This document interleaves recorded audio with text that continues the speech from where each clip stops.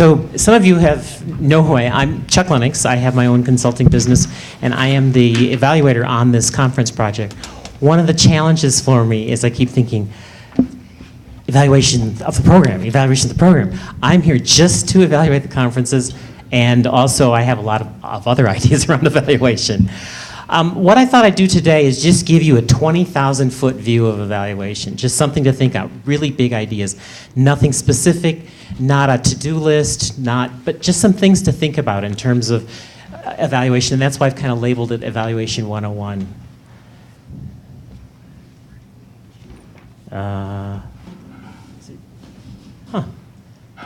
I'm pressing the right button, but it's not. Oh, there we go. Okay. Why are we evaluating? A couple main big general reasons. One, to kind of generate information to improve the effectiveness of what we do. And then the other one is somewhat of a catch-all, to demonstrate to you, your constituencies, current and prospective funders, the impact of your activities. And there's lots of smaller ideas that I hope would fit into these general things, but in my mind, these are the kind of the two main areas that you might want to think about with evaluation.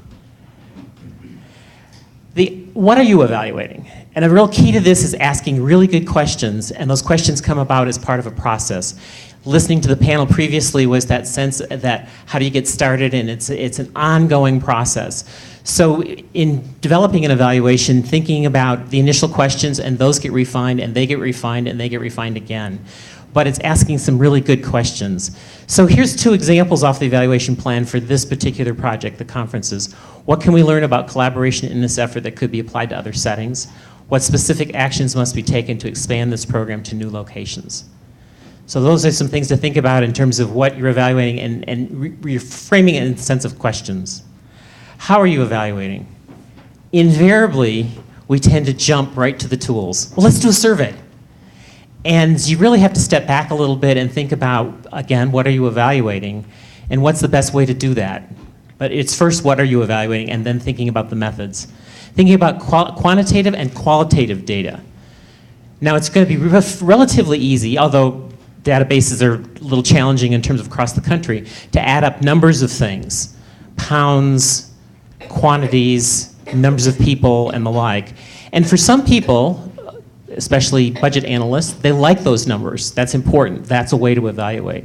But there's also some legislators, for instance, or even administrators, where the qualitative information or data is important. That's the anecdotal kinds of things, is a form of an evaluation. So thinking about collecting those kinds of things, because you're also, in a second here, we're going to take a look at who is the evaluation for, and that's where you can somewhat shape the evaluation that you do. And the last one, these three phases or three ways of doing it. Front-end evaluation in the sense of just as you're getting started, even before you've gotten started, to kind of set up what the project's going to be, to evaluate the different components that way. Formative as you go along in the process, and summative at the end of something. So who are you evaluating? One of the challenges I think that we all face is what I call the report card syndrome. We're really nervous about evaluation because we've all gone through getting report cards in the past. And I think the key to this is that we're evaluating a program, we're not evaluating people.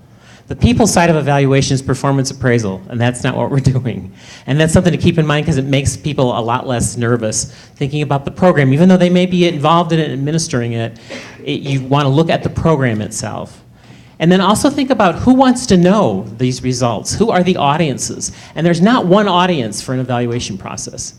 There's a lot more than just one person or one organization. Thinking about internally, thinking about externally, thinking about the public, the media, all those different kinds of components, and who is that audience for you. A few caveats. Keeping in mind that evaluation is a snapshot in time. Saying something, their data was collected 15 years ago that's still relevant today, kind of a weak case right there. The other factor is thinking about interpreting the results. You have to be very careful of generalizations. If a particular prison has these results, you can't necessarily apply that across the whole system. To be real careful with that. And again, that last part, communication of the results, how they're communicated. I think this is where scientists especially get very frustrated with the media. When the media picks up on something and there's a quirky little thing that's in the results, and they pull that out and make that to be 90% of the story. So you have to be very cautious of how you communicate those kind of results. And just real briefly, leaving you with this quote that a lot of evaluators love to use from Albert Einstein. Everything that can be counted does not necessarily count. Everything that counts cannot necessarily be counted. So I think we'll switch. Who's next? You're gonna switch for us a bit.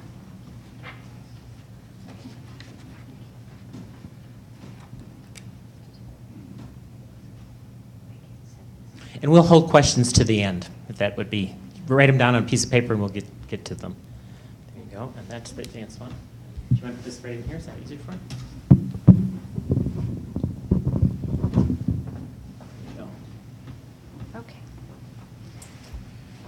So I'm going to talk about our data collection and management.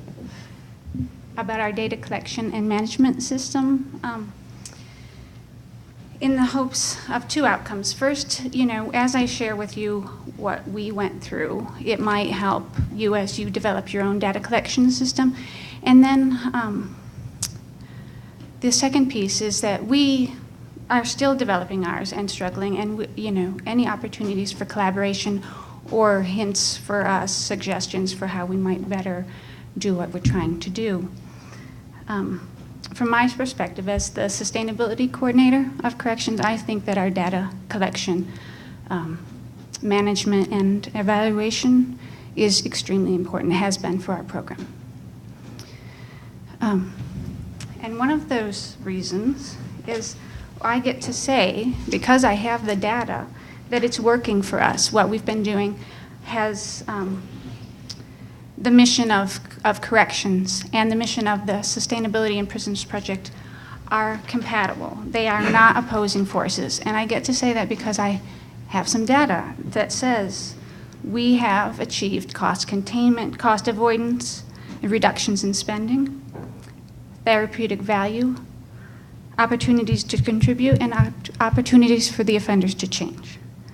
We've created partnerships, beneficial partnerships, mutually beneficial partnerships, provide service to the community and engage the community in the correctional agenda. This has been that last bit has been very eye-opening to me, to the people, bringing them into the environment and letting them see that the offenders are indeed real people has been very powerful for people I've worked with lately, especially. So in a nutshell, we're contributing to the end game. Our efforts here at SPP is contributing to the end game of reducing recidivism and violence and improving safety in our environments, our prison environments. And I get to make that claim again because as I said, we have the data. Obviously, we could do a better job, and we need to do a better job of collecting data, but we have a good start. We've been collecting data since 2003, but we had to throw out to our 2 early years because we weren't confident in our data sources or the quality of it. So I'll talk more about that in a bit. How it's helped us is we push our initiatives forward successfully using the data we have with a performance management tool that we've used that we've described in the handbook. We get to measure our project and celebrate our successes because we have the data to show this is where we were and this is where we got to. It allows us to tell our story. It allows us to elicit support. Some key lessons about our data management system is that before you start a project, I believe it's really valuable to set up your metric system, how you're going to manage and evaluate any progress within the project that you're setting out to do. So invest early in a data management system and evaluation process. Build in expandability. We learned early on, when we started our collection system, it was started on a spreadsheet, and it was rapidly overwhelmed. We didn't have expandability, so in an emergency to respond to a legislative request for data, we had to build a new system. And we built it so that it can expand to answer different questions in different ways and collect new data that we hadn't thought that we'd need. So one of the lessons we learned to build expandability to try and foresee questions that might be asked in the future regarding your programs. Get stakeholder involvement. So any of your partners might have interests, measurement interests, what are the questions they need answered? What are the data they need collected? And then you can, share one tool. And they can also help populate it and be invested and supportive of it. IT support is critical. And it was hard for us to get it first. We built our data system without our department's support or the IT support because resources are so rare. And the mission is security and offender management. Ours was outside that box, and so we went it alone, and we have a rogue system that we need to bring into the fold, and we're working on that right now so that it can be shared wider with not just our internal users, but all of you folks. So, and we'll talk about that in a bit too. One of the things when we were setting up the program,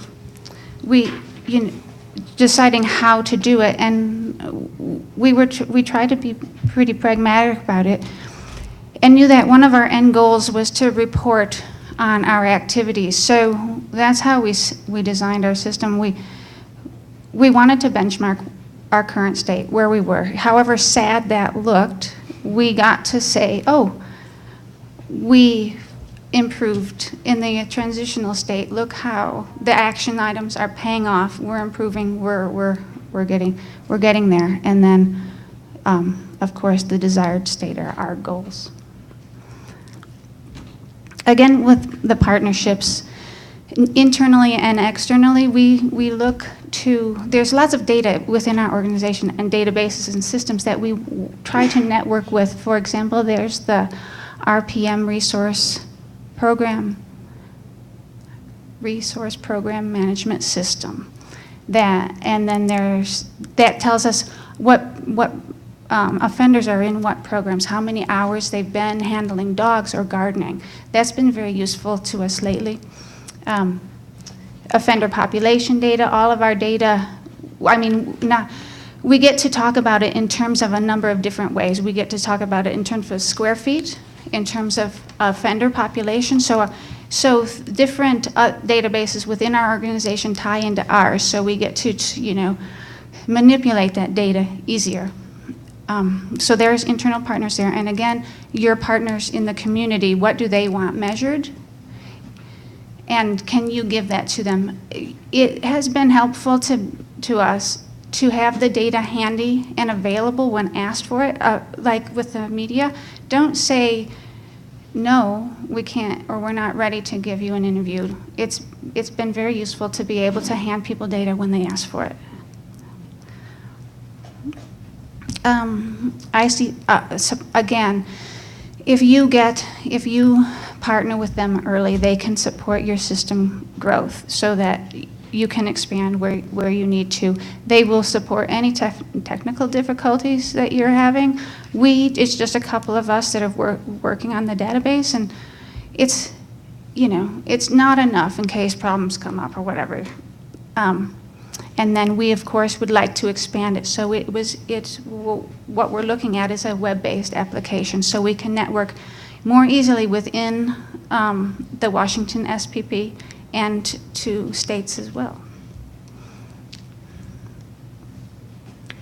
So where we get our data, this is specifically sustainable operations. We use utility bills for many of our, utilities, obviously, and internal records for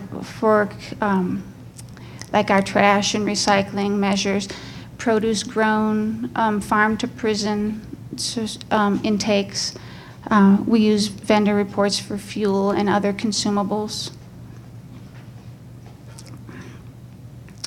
then we worry about the quality of our data. And we have reason to worry. We have to be very vigilant that the data that's entered is correct. Even from the utilities, we've found errors. Meters have failed and they give us an erroneous number, and we have to somehow correct that. Transcription errors.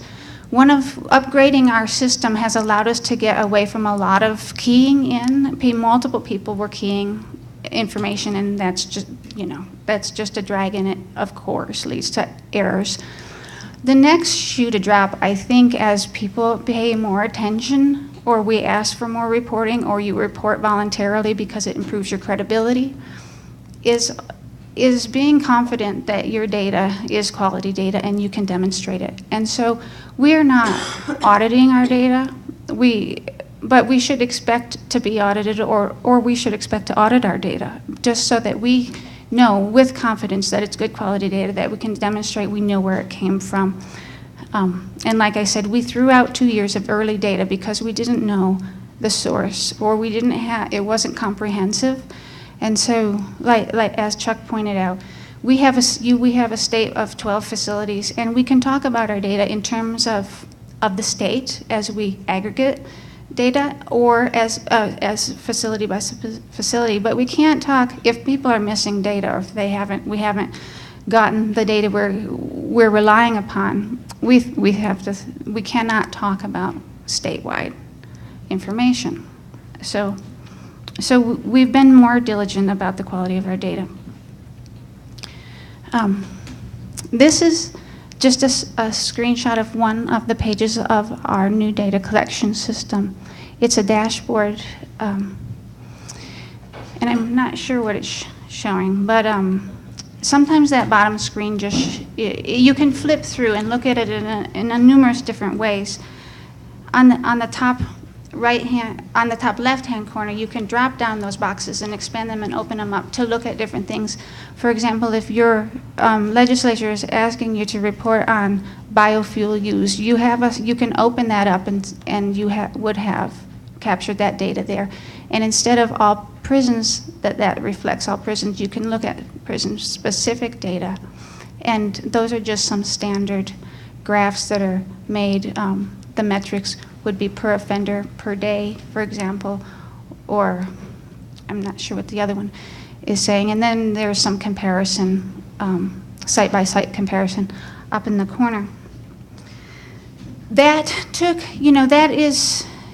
It took a while to get there, not because we couldn't build that tool, but because we couldn't, it's hard to get 12 facility staff members to input the data you need to make that mean anything. And that now we're more or less on board. We still have to prod people along to get them to enter their data. But when we made a tool that they could use and then they could go and look at, and we asked them to manage their facilities in response to the data they saw, they became much more invested in doing that exercise, in finding their data, in inputting it in, and then using it again in turn. So this is one of my favorite slides because I love the words that are behind the lean. But ways to improve. Again, we really hope that we can collaborate to make a system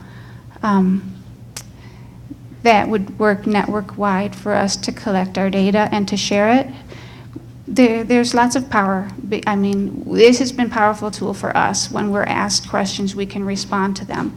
We can engage with other stakeholders or people who are interested in coming into the facility to study different things. We can say, yes, we can support you, and this is the data we have that you're looking for. And so if anyone would like to collaborate and help us figure out how to expand this and make it work for the group, that'd be great. Thanks. Thanks.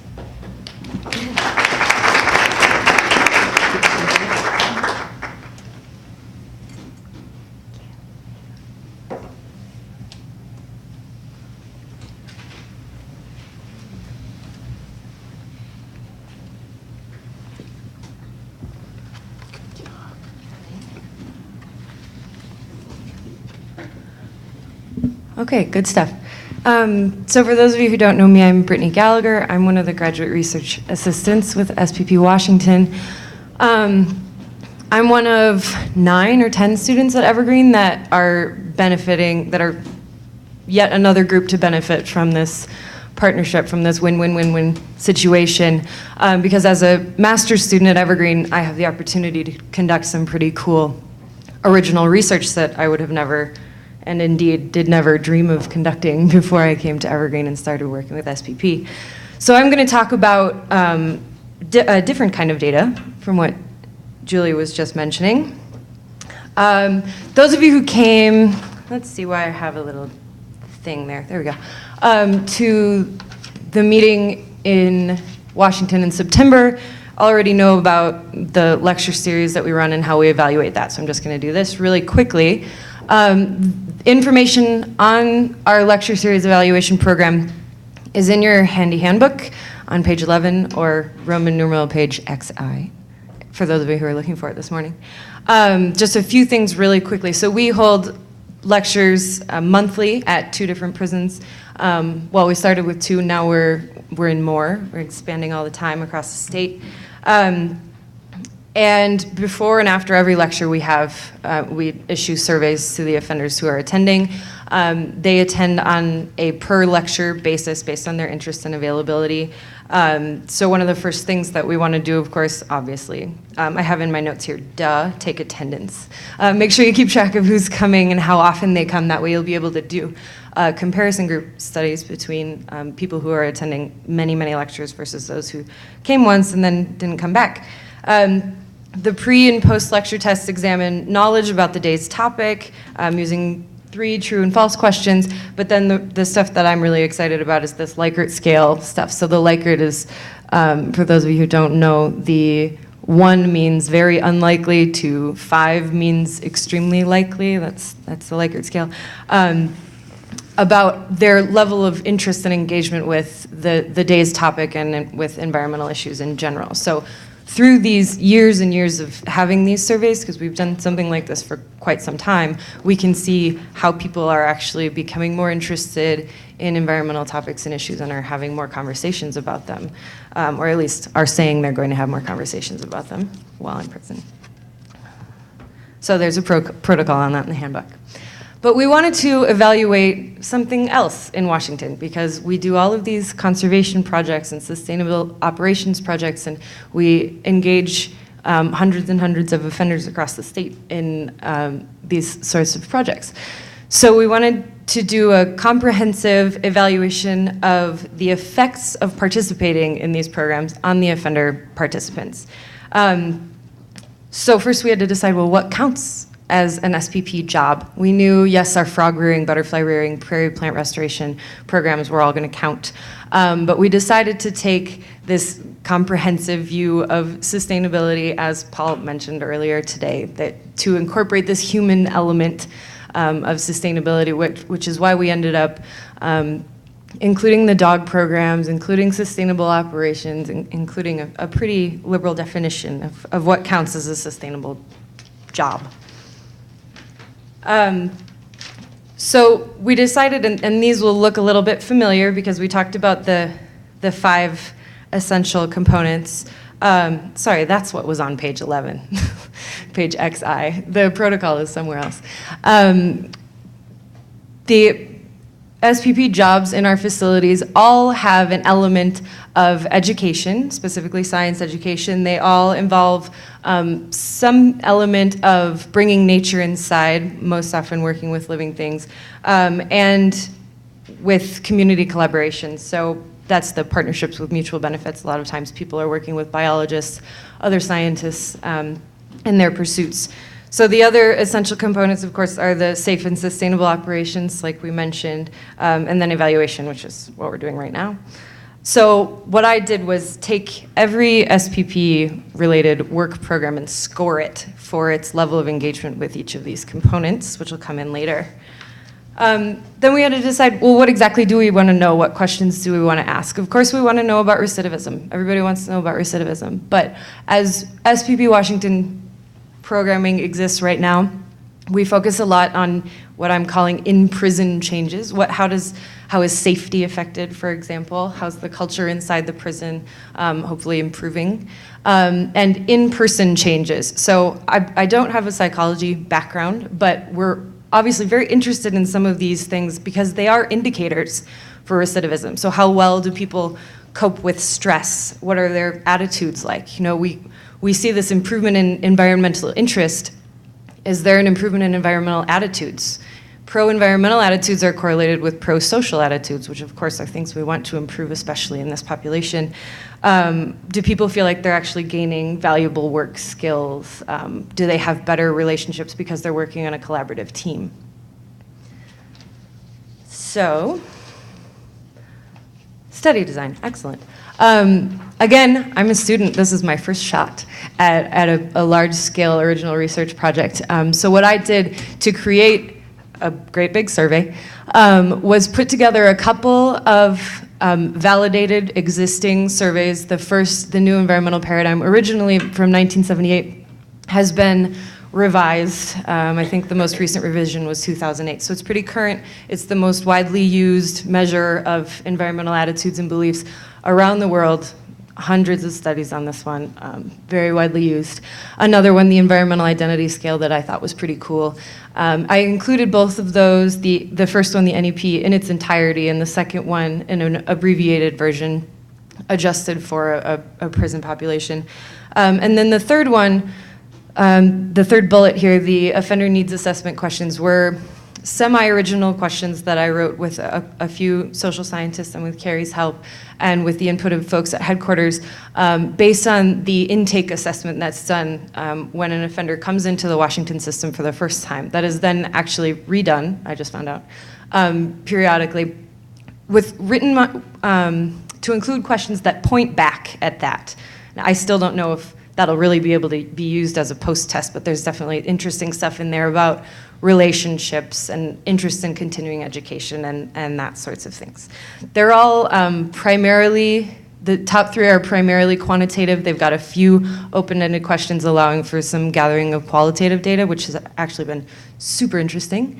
And then there was a second questionnaire for the folks in our experimental group, so the people who work on SPP programs that are more intensely engaged with those essential components. Okay, so how did we do this? I would have never been able to do a study like this if I was not engaged with SPP. The first thing I needed to do was go through the human subjects research approval. And if there is a better opportunity to plug partnering with an academic institution today, I certainly couldn't make it. So whenever you want to conduct research involving human subjects, you need to go through this approval process, especially if you're doing it in a prison, because inmates are such a highly protected population because they've been exploited in the past. This was an extensive review process that through which I learned a lot, and they vetted and approved all of our tools. And then also the DOC research application process, getting the stamp of approval and the permission to actually go into all the facilities was really important. So I ended up visiting 9 facilities across the state, so 9 of the 12, which I thought was pretty good, and surveying about 40 offenders at each facility. So that list was generated based on RPM data that Julie mentioned from headquarters. So I had offenders with a variety of jobs. I invited about 400 offenders actually to participate, but not everybody showed up and people were free to decline to participate. And so I ended up with a sample size of about 280. And I also have to mention that having a staff person at each facility as a point person was also absolutely essential, and would have been impossible without a strong collaborative relationship across the state. So 7 days ago, I started analyzing my data. This is very, very new. This is the tip of a very large data iceberg. And I still have a few months before I need to present all of these results, but I am starting to feel the pressure. This is one graph that I made with Carrie's help, scoring people's their scores on the NEP, so the new environmental paradigm, which measures pro-environmental attitudes, and then their job score. Now, this shouldn't be surprising. So a job score, a 0 would indicate somebody who works in a position that has almost nothing to do with sustainability. Now, it's hard to find, because everything has something to do with sustainability. Up to folks who work, for example, in the FROG program. Very science education focused, lots of opportunities to contribute to the community, and a very strong working with living things element, obviously. So what we found, which again was not surprising, was that there's this relationship, there's a correlation between people's pro-environmental attitudes and their employment in these positions. Now, that's not to say that because they're working with SPP, their environmental attitudes have improved. It's just to say that these folks tend to work with SPP. Maybe they did because they were interested in the environment in the first place. That's very likely. So this is just one more thing, or one small thing that we're able to say, but I have to say I'm relieved to find a relationship there, because it's sort of the relationship on which all the rest of the data is based. Let's see. There are some other preliminary results that I can share with folks who are interested, but I'm able to make a few recommendations right away. I thought I would recommend using that new environmental paradigm as a pretest, but even after talking with folks from Utah and with Stacy yesterday, just having some sort of baseline pretest for people when they come into, for us it's Shelton, but the intake facility in a state or in a county, just 5 questions, 10, 15 questions, whatever is done when the assessment of their programming needs is done, something so we can have a baseline for each offender when they come into the system would be awesome. A lot of qualitative comments have very strongly, I'm starting to feel like I was giving a customer service survey. A lot of the qualitative comments where the inmates were free to just write in whatever they wanted said more job training programs, more transitional programs, which again, transition is not a huge focus of SPP Washington right now, but there's certainly been, there's a demand for it, obviously. And more certification programs while I'm at it. And then coordination with other network partners, which is what we're getting started here. Data sharing, hopefully via the SPP network site. And then I also want to mention there's a whole bunch of other things we'd like to evaluate. We really want to evaluate the effects of these programs on the staff. That's a big thing we've been talking about today, something we're very interested in, but I wasn't able to include in this study. And the effects on the lecturers, guest lecturers, and other community partners who are coming in, and how that's changing their perceptions of prisons. So there's a mountain of evaluation that can happen. Very exciting. So I had a lot of folks. This is probably just a partial list, aside from the people on my first slide who are my co-authors and advisors on this, but everybody, my point person at each facility who helped out, and people who helped with data entry. And again, I'm just at the very beginning of analysis, and hope to have something fabulous to present to DOC and my colleagues and my classmates in June. Questions on this project? Actually, let's hold questions. Okay. Oh, sorry. All right. Thanks. There you have it.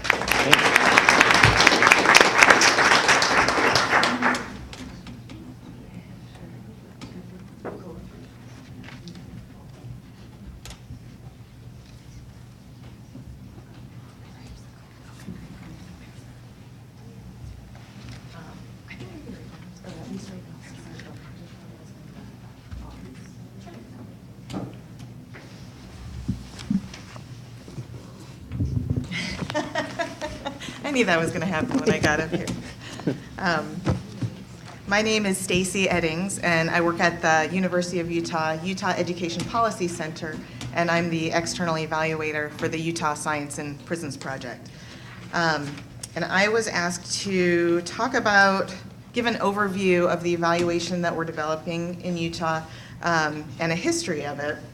And I've been struggling a little bit with trying to figure out what the best way of presenting this is, kind of like Brittany said, because it is so complicated, because there are so many components. We have multiple populations that we're interested in looking at. We've got multiple outcomes that we're interested in looking at. We've got multiple stakeholders who all have different priorities for the things that they want to look at. and we have multiple constraints, things, you know, so we can't do everything that we want to do. I want to direct your attention to the things that Emily is passing out right now. She's passing out a logic model, and she's passing out some evaluation guidelines for the sustainability in prisons projects, which was developed by Audrey Hickert, who works at, let's see, what is it, Utah Corrections Center, or Utah Center of Corrections? Yeah, thank you, Elaine.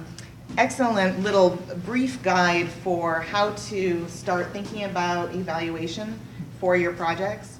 And so at the beginning of that, when you get that, you will see that there are kind of four major guidelines. What's your target population? How are you going to assign participants to the project?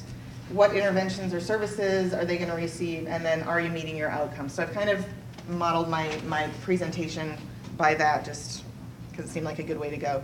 Now, our populations of interest, like I said, we have multiples. Is this better? Thank you. The first one, obviously, is our offenders. That's our target population. Those are the people that we're hoping to impact primarily, but they're not the only ones. We're also very much interested in finding out how this project impacts the corrections staff. As Brittany mentioned, we're interested in looking at how it impacts scientists. How does it impact scientists' views of public engagement in their research or disseminating their research to public audiences outside of their fields? Additionally, we have reason to think that offenders' family members and friends may be impacted by the changes that they see happening to their offender family members and the conversations that they're having with them. And even possibly the social skills that are being developed, the communication skills that are being developed, and changes in attitudes toward the environment that may be developed among the offender population. And then finally, the larger community hopefully is also going to be impacted. Hopefully there may be some changes in the way they view offenders and some changes in the way they view sustainability in prisons and the value of it. Of course, a lot of that goes back to money savings. And also how they view environmental issues and the value of sustainability beyond just money savings.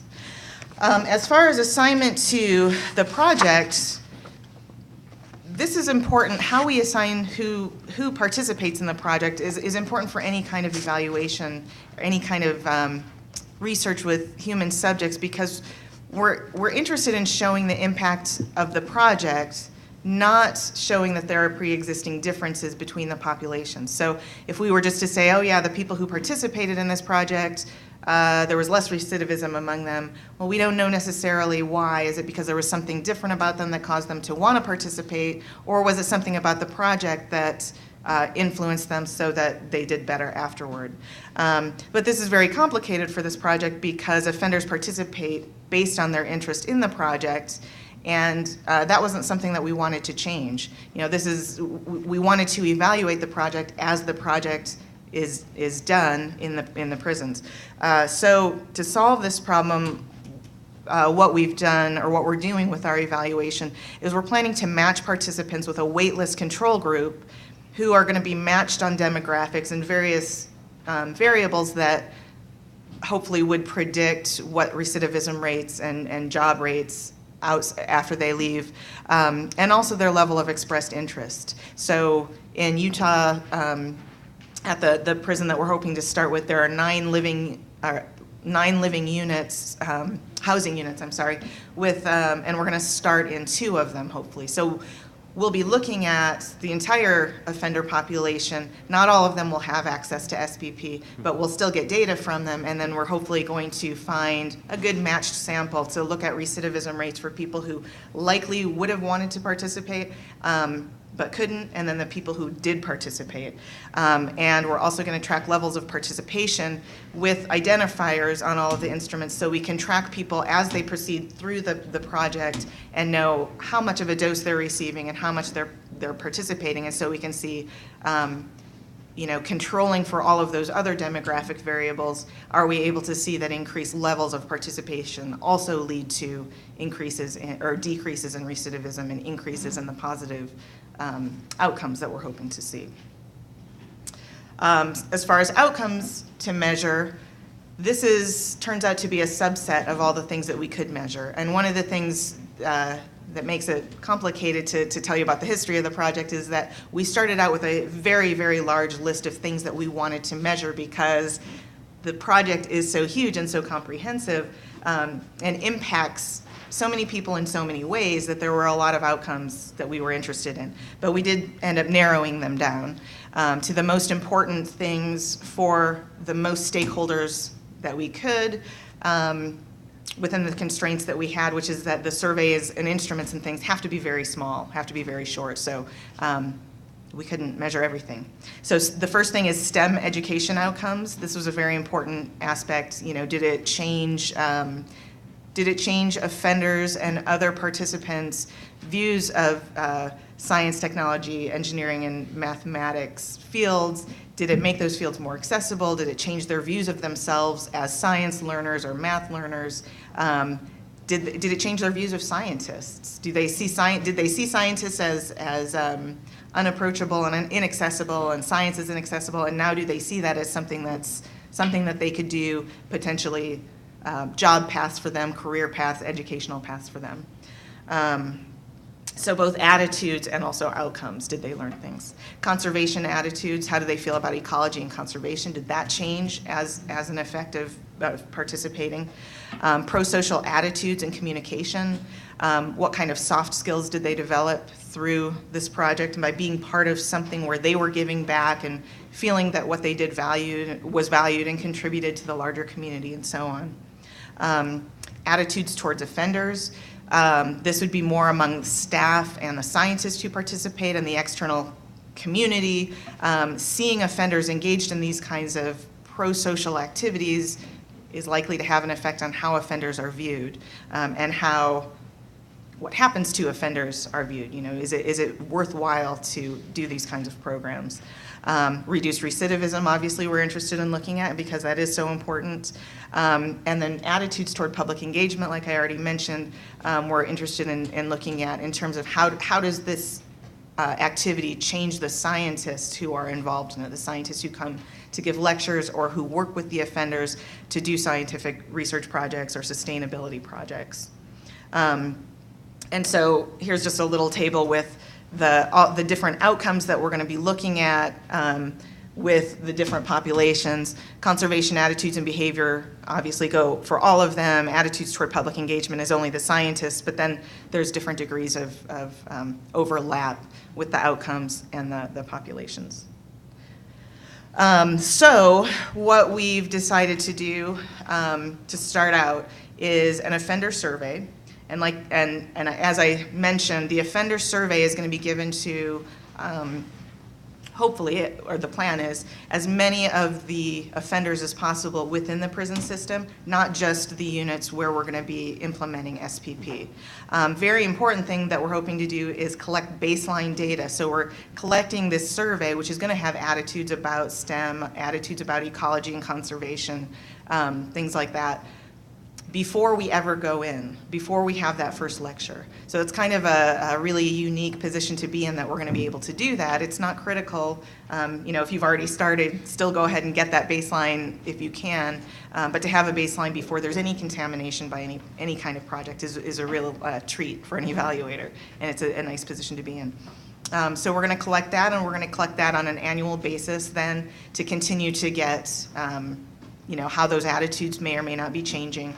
And we're hoping to have those surveys. They're not going to be anonymous. They're going to be confidential, of course, but we're hoping to collect prison ID numbers or offender ID numbers on them so that we can track change over time and also link those changes to participation levels and doses. And also,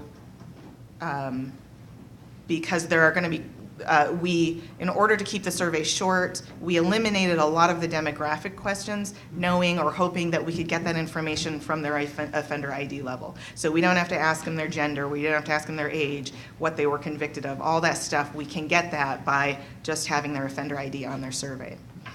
The next thing is lecture pre and post tests, and this is just a brief instrument that's going to be collected from all attendees at the lecture, whether they're staff members or offenders, because the staff members who are there are going to be getting the same information that the offenders are getting. So we want to collect all of that, and of course we'll keep track who's who. Corrections staff surveys. We originally were hoping to do interviews and talk to people, and we were really interested in understanding the priorities of correction staff so that we could make sure that we were assessing those things which were of highest priority to them. And we've switched now to be a little bit more simple, and we're going to have just a survey, a staff survey baseline, and then again annual to see how attitudes may be changing.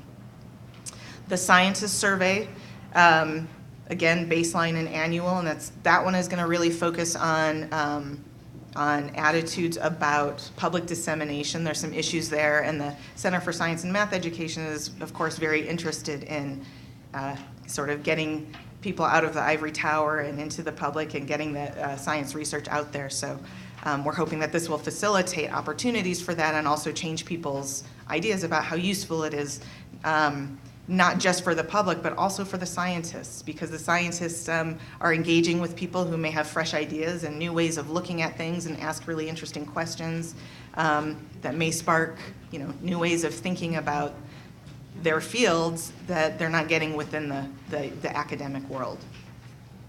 We're going to have lecturer pre and post tests, which is going to be a little more in-depth than the survey, which each lecturer will complete before and after to describe how the experience was for them and what they gained and what they got out of it and so on. And then, of course, we'll be looking at corrections records, using those offender IDs, looking at recidivism rates and other things that are available as they are available. Additional program assessments that we hope to implement in the future, but we're not there yet, is evaluation of special projects or science projects as those projects are developed and determined. Possibly a community survey if we get to that point, to see how the community is reacting to the project or if they know about the project. And then friends and family survey to see how there may be changes in the community members who come to visit the offenders and possibly are talking about STEM issues or ecology or this project that their loved ones are so engaged in inside the prison. And yeah, that's it. So, okay.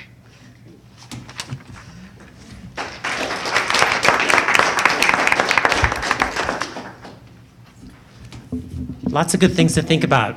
So we've talked at you for a while. Some questions from people. And if you direct it to a certain person or the group, either way. So. I had a question for Stacy about the tests for scientific attitudes, the scientist attitudes. What is the test for them? Like, is there an existing? For the scientists? Yeah, like how do what test do you use to measure how they feel about the ivory tower? I don't know. Well, it turns out, I was surprised myself when I started to look into it, that people have done research into this to see about, why do some scientists spend a lot of time disseminating their information to the general public and others not do it. And it turns out there's some real clear reasons, whether it's valued within their department, whether tenure is linked to public dissemination and public engagement, whether there's a stigma. There's some view that it's called the Carl Sagan effect, that if you are spending time in the public promoting science, you're not actually doing cutting-edge research. And so there are surveys that are pre-existing that have been used, and there was also a big interview study where they just asked people, why don't you do more, or why would you do more? And so I used the studies, the surveys that are already existing, and then I also went through the interview study and pulled out some of the reasons and made sure those were also in there. And then, of course, we went through, this whole process is like starting out big and then we cut it down to what we want. But then we went through and we picked the questions that we most wanted and made it small enough that we thought that the faculty and grad students within the Department of Science would be willing to sit and answer. So yeah, so that research is out there, and I don't know, Emily, if you passed out that document that has the references on it? I just passed out the references and the sample surveys. Okay, so there is a list of references, and one section of it talks about science research. It's It's at the very bottom of the front page on the selected references, science outreach. So you can see 4 journal articles that I referenced for that. Okay, other questions? Hi. I'd like to raise a red flag around the discussion of recidivism reduction because what leads to someone going into prison is a very complex set of problems that starts with poverty and chemical dependency and family of origin kind of issues. And the research that I've seen on individual programs and reducing recidivism is often not very promising. And so I don't want people to hang their hats on there's going to be reduced recidivism as a result of a person just participating in any one particular program. And, you know, don't want to see people think that the program isn't good because it doesn't reduce recidivism. So, and I also think that recidivism needs to have a common definition, an operational definition among the states, so that when we do look at longitudinal and collaborative data, we're measuring the same thing. Is it rearrest? Is it reconviction? Is it 18 months later? 3 years? 5 years? Okay. Those are all very good points. Yeah. That's really a syndrome, you know, with educational standards, that fact for informal educators going into a classroom saying that they can raise test scores for an hour-long program. You know, that's impossible. How do you make that kind of a connection? But that's a really good warning in the sense of ahead of time as we're heading forth in this direction, because, boy, our knees will be cut off real quickly by the media and analysts looking at those kinds of things. Questions, other questions from folks?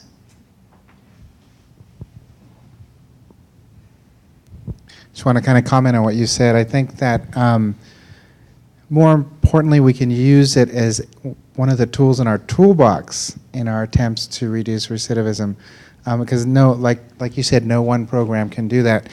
And you know what we're trying to move forward in corrections is evidence-based programming, and a lot of that has to do with vocational programming and giving something for them to do after they get out of custody that's productive and make money, and so that they don't go back to their old ways. But it's still really early, and so if we can provide this as one of the tools, then I think that's the better approach, as opposed to making it a coverall. Yeah. I think, oh, go ahead. Yeah, that's something I probably should have covered more in ours is, you know, as I mentioned, we're not looking so closely at recidivism right now. We're looking at some indicators, but we know that the programs, at least in Washington, that we're doing all have these elements, right, that have been linked to reduced recidivism, or to, you know, working with plants or animals has been shown over and over to have these therapeutic effects. We know that's good.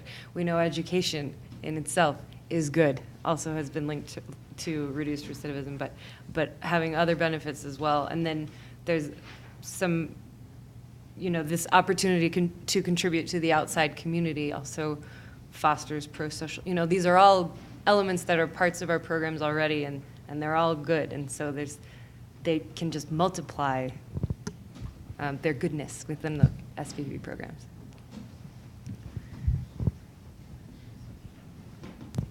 I just wanted to propose, too, that I think all our programming is, in a sense, sustainable. Any programming that's addressing some of the fundamental needs that inmates might have is sustainable because we're addressing that social equity aspect. Mm-hmm.